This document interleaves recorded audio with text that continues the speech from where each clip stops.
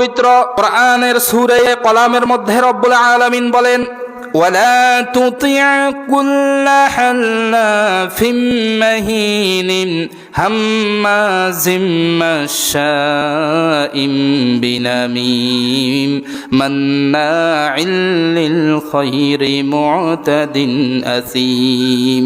ওয়ালা তুতি', হে নবী, আপনি এ সমস্ত মানুষদের পিছনে ঘুরবেন না, এদের কথা বিশ্বাস করবেন না, এদেরকে অনুসরণ করবেন না।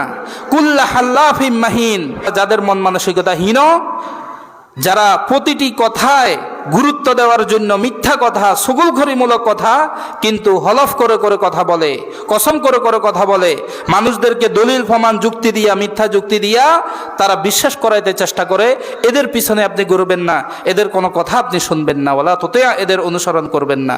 হাম্মাজিন, তারা নিন্দুক হবে, একের কথা অন্যের কাছে প্রচার করে বেড়াবে। মাশাইম বিনামিম, তারা সমাজের মধ্যে ছগলখড়ি করে বেড়াবে। মাশাইন, হাঁটবে, চলবে, নামাজ পড়তে আসবে, নামাজ পড়া থেকে যাবে, কিন্তু তাদের মুখের মধ্যে আল্লাহর জিকির থাকবে না, তাদের মুখের মধ্যে উত্তম কথা থাকবে না। তারা একে অন্যের সাথে মোলাকাত করবে, দেখা সাক্ষাৎ করবে, কিন্তু ছগলখড়ি করে করে বেড়াবে। অমুক ব্যক্তির এই সমস্যা, অমুক ব্যক্তির এই সমস্যা, তার মেয়ের সমস্যা, তার বউয়ের সমস্যা, এগুলা বলে বলে বেড়াবে। মাশাইম বিনামিন, আল্লাহ তাআলা তাদের চরিত্র বর্ণনা করে দিয়েছেন। কত কঠিন অবস্থা! আমরা এই আয়াতগুলো যদি একটু গবেষণা করি, তাহলে আমরা সুইয়ের মতো সোজা হয়ে যাওয়া দরকার। কিসের মতো? সুইয়ের মতো। একটা মুখ দিয়ে কথা বললাম যে এটার পরিণতি কি হবে, এটা যদি জানতাম।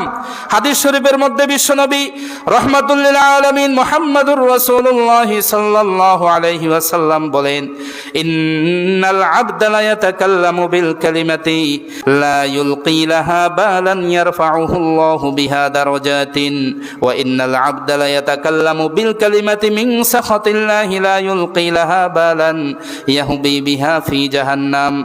কোন বনি আদম যখন কথা বলে, একটা ভালো কথা বলার কারণে, আল্লাহর সন্তুষ্টি অন্তরের মধ্যে নিয়ত রাখার কারণে, উত্তম কথা বলার কারণে আল্লাহ তাআলা দুনিয়াতে এবং জান্নাতের মধ্যে তার দরাজাতকে, মর্যাদাকে অনেক বেশি বুলন্দ করে দেন। একটা কথা দিয়া তার জান্নাত নিশ্চিত হয়ে যায়।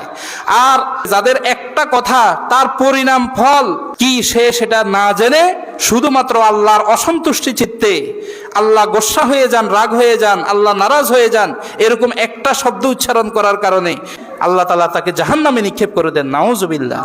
এক কথায় জান্নাত, এক কথায় জাহান্নাম। এজন্য মুখকে সংরক্ষণ করা, জিহ্বাকে হেফাজত করার দরকার আছে না নাই? জিহ্বার গুনাহ মৌলিকভাবে বড় বড় কয়টা?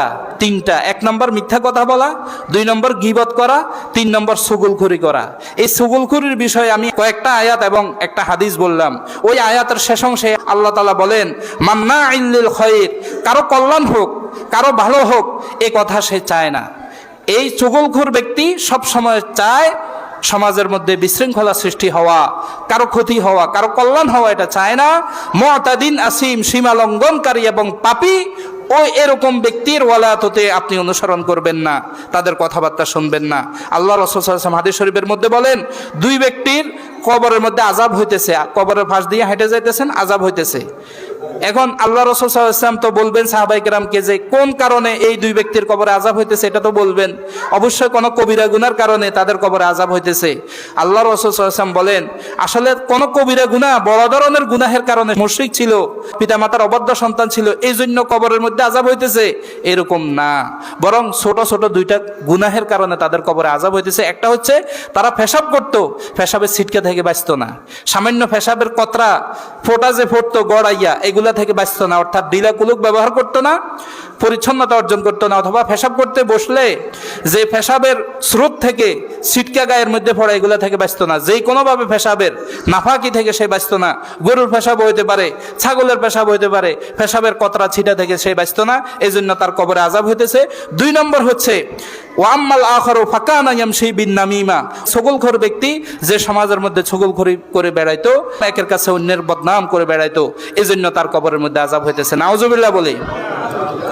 তাহলে আমাদের জবান সংরক্ষণ করব তো ইনশাআল্লাহ। তাকওয়া অর্জন করার জন্য আমার জবানকে এই যাবতীয় গুনাহ থেকে বাঁচাতে হবে। পবিত্র রমজান মাসের পবিত্রতা আমাদেরকে ধারণ করতে হবে। তাকওয়া অর্জনে আমরা মানসিক হতে হবে, আগ্রহী হতে হবে। আল্লাহ তাআলা আমাদের সকলকে তৌফিক দান করেন, সকলে বলি আমিন।